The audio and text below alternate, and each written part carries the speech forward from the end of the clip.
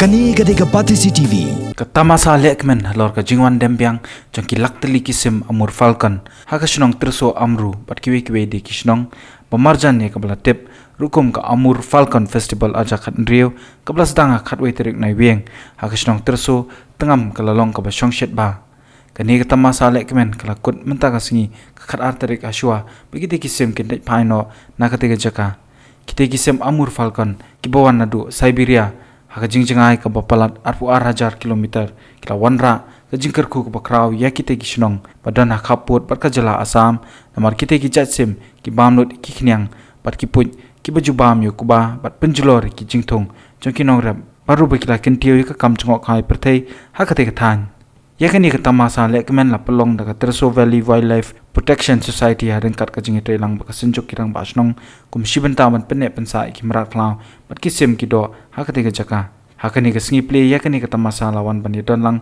da umaten emdango menteri badai pej ka tanat kampen roy yaki surok haka sarkar jela MLA ka than ba Julius Dorpang ki officer sarkar ki khot jong society bat kirang ba Shnong ki paj ba nong Shnong bat kiwe ba Martin Emdango haka ba ai jingkran kumukong sanula penpau panakaliang ka sarkar pat ka jingtre stom jong MLA ka than ba Dorpang kani ka Shnong kan yo pnyang shen ye ka jing sedang man snano ye ka surok ka ba khandai kilometer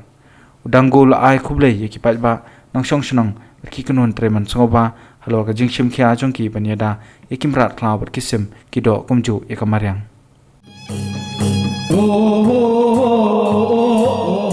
hai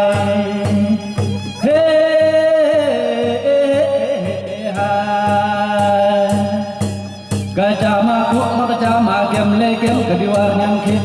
ka praja juk maka praja jam top le juk lang khndi hai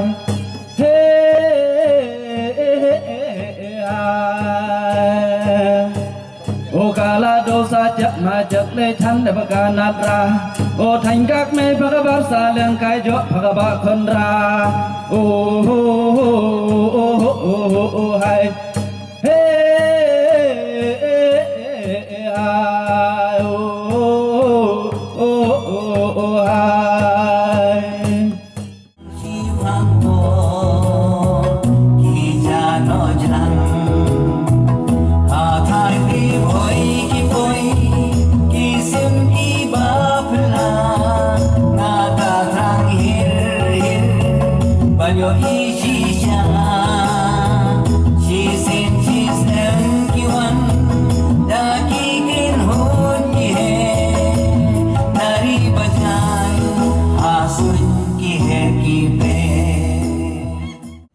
stang banwan kini kisim stang banwan hangne kituru kin wan him hadu bakin wan pai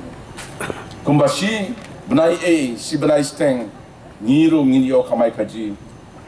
lengba jong kini ki Jingwan jong ki turis ta denagrao keep it up wak punsange keep it up mankas them try to make it better and better. More people will come, more tourists will come, more researchers will come, more bird lovers will come, and it will be a pride of our state. Through the hard work of your local MLA, always communicate with Honorable Chief Minister. That's why recently we could call tender for this road, and yesterday tender committee has sat and allotted for the blacktopping or rehabilitation of this.